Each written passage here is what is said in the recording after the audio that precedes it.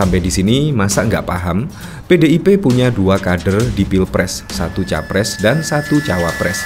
Siapapun yang jadi nggak masalah asal bukan Anies Baswedan. Nah di sini menurut saya mengunci ya, kurang lebih mengunci dari Anies Baswedan pada Pilpres 2024, alias di situ kemungkinan Anies akan bertahan hanya di 1 putaran.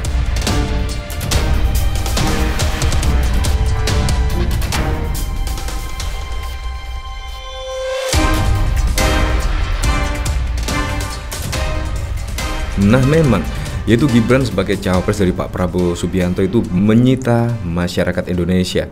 Dan bahkan juga seolah-olah masyarakat Indonesia terpecah dengan dicawapreskannya Gibran mendampingi Pak Prabowo Subianto. Nah, di sini yang paling unik, yaitu bahkan Puan Maharani juga menyikapi, yaitu Gibran sebagai cawapres dari Pak Prabowo Subianto.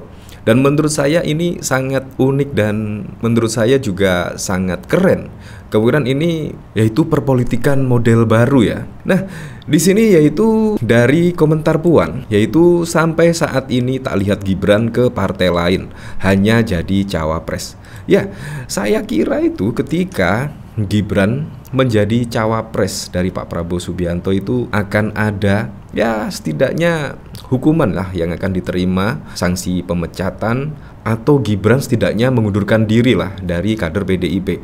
Tetapi di sini menurut saya sangat keren sekali, yaitu bahkan sampai saat ini juga tidak dipecat dan bahkan juga tidak disuruh mengundurkan diri dan lain sebagainya. Di sini menurut saya sangat keren.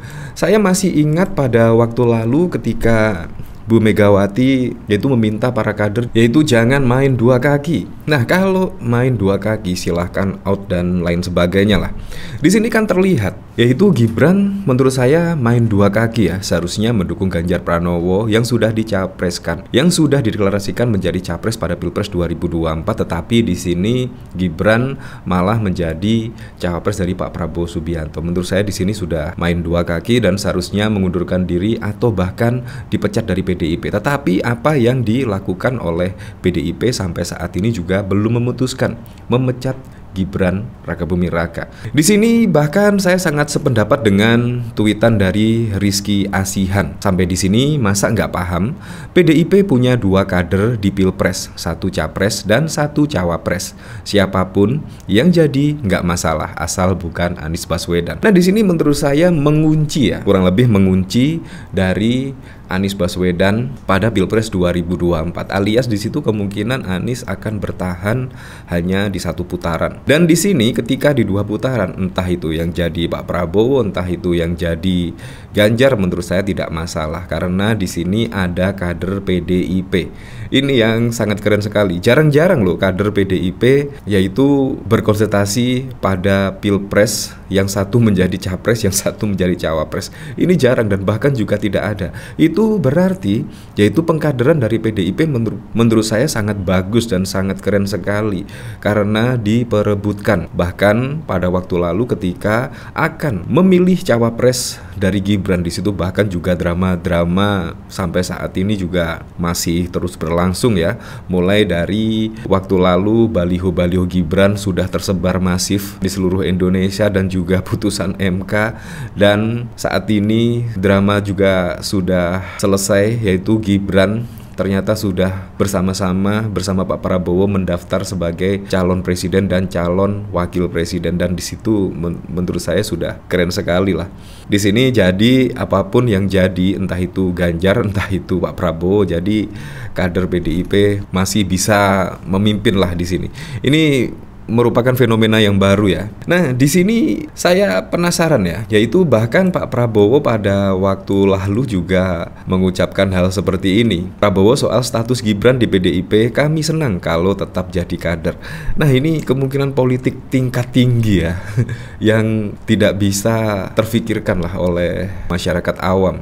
Nah, di sini merupakan hal yang sangat mengejutkan sekali, di mana kader PDIP menjadi capres dan cawapres pada Pilpres 2024. Artinya di sini sangat keren sekali dan di luar perkiraan masyarakat awam lainnya. Nah, apakah ini juga taktik dari Presiden Joko Widodo ya? Memang pada waktu lalu itu ada yang mengatakan, misal kalau Pak Prabowo besok menjadi capres pada Pilpres 2024 ini sangat membahayakan. Karena apa? Karena di situ Pak Prabowo Subianto dan Anies Baswedan memiliki pendukung yang hampir sama lah, hampir mirip. Nah, ketika kalau kita lihat dari hasil survei ya, Anies Baswedan kan memiliki elektabilitas yang cukup rendah ya dibanding kompetitor lainnya Ganjar dan Pak Prabowo. Nah, kemungkinan pada Pilpres 2024 Anies Baswedan tidak lolos di putaran pertama. Artinya di situ ada putaran kedua yang akan melawan, yaitu Pak Prabowo Subianto dan Ganjar Pranowo. Nah, disitulah yang menurut saya sangat berat sekali. Di mana ketika Anies Baswedan tidak lolos di putaran pertama, pendukung-pendukung Anies Baswedan pasti akan memilih Pak Prabowo Subianto. Nah, di situ bisa saja di sini yaitu Ganjar kalah dan Pak Prabowo menang. Ketika Pak Prabowo menang, di situ kita lihat wakilnya siapa kan pasti juga tidak tahu ya nanti bagaimana untuk menyusun pemerintahan, bagaimana program-program yang akan dijalankan. Nah, disitulah yang cerdiknya dari PDIP dan dari Presiden Joko Widodo, yaitu menempatkan posisi Gibran sebagai cawapres. Jadi di sini ketika besok Pak Prabowo menang ataupun Ganjar, ya semuanya tidak masalah, sama sajalah menurut saya. Kemungkinan skenario seperti itu.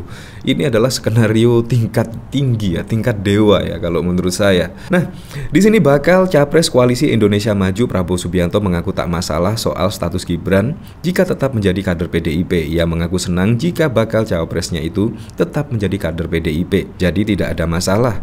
Jadi kami senang saja kalau beliau tetap jadi kader PDIP, kata Prabowo di Jakarta Theater pada Selasa 24 Oktober 2023. Memang sih, kalau misalkan yaitu Gibran Rakabuming Raka tiba-tiba dicawapreskan oleh Pak Prabowo Subianto dan maju, belum ada omongan atau belum pamit kepada Puan Maharani atau Ibu Megawati, menurut saya itu juga sudah marah ya, kemungkinan pasti marah dan akan memecat Gibran. Tetapi saat ini juga dari Mbak Puan Maharani dan bahkan juga kader-kader senior PDIP lainnya juga tidak berkomentar banyak dan bahkan juga cenderung setuju, yaitu Gibran dijadikan cawapres dari Pak Prabowo Subianto. Jadi di sini menurut saya memang langkah yang cerdik, langkah yang keren sekali lah. Ketika kader-kadernya dipinang menjadi cawapres, ya monggo diperbolehkan. Ini menurut saya sangat keren sekali, sangat keren. Tetapi lagi-lagi ya putusan MK tersebut saya juga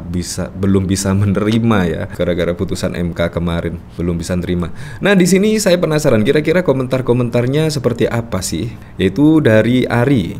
Keren nih PDIP, kalau kayak gini strateginya. Budiman langsung dipecat Gibran. Seperti dugaan saya, 2 lawan 1. Ibarat sepak bola, untuk membobol gawang Amin dibutuhkan 2 striker. Siapapun striker yang berhasil cetak gol, gak masalah. Karena sejatinya kedua striker tersebut berasal dari kesebelasan yang sama. Sayangnya Amin gunakan formasi 10-1. 10 bertahan, 1 menyerang. 2014 Yusuf Kala, kader Golkar jadi cawapres Jokowi. Golkarnya usung Prabowo Hatta. Ya, kemungkinan seperti pada waktu lalu ya, ketika Pak Yusuf Kala di situ kader Golkar, tetapi juga menjadi cawapres dari Presiden Joko Widodo pada waktu itu juga tidak masalah. Sampai saat ini juga Pak Yusuf Kala masih menjadi kader Golkar. Jadi di sini tidak masalah. Ganjar siji hancur kabeh. PDIP memuncaki daftar kepala daerah di Jawa Tengah yang tertangkap KPK. Pastinya main di 2 kaki. Jadi jangan terperdaya oleh gimmick-gimmick mereka. Kayaknya Puan takut melihat kenyataan bahwa Gibran sudah jadi cawapres diusung oleh Golkar. Itu artinya Gibran loncat pagar. Tindakan yang tabu, melanggar kedisiplinan dan harus dipecat ADART. Mengapa PDIP jadi pengecut, tidak sepadan dengan status sebagai partai pemerintah, partai penguasa. Ya seperti itulah. Jadi di sini kayaknya sih dari komentar-komentar netizen di sini sepakat ya, alias setuju, yaitu memang pengkaderan dari PDIP menurut saya berhasil. Dan bahkan Gibran yang masih memimpin menjadi wali kota Solo ya kurang lebih 2 tahun lebih. Di situ bahkan juga dipinang Prabowo Subianto sebagai cawapres mendampingi pada Pilpres 2024 mendatang. Ya, ini menurut saya sangat keren lah. Jadi apapun itu untuk Pilpres 2024 mendatang, semoga saja berjalan dengan lancar, berjalan dengan aman, dan yang paling penting berjalan dengan jujur dan juga adil.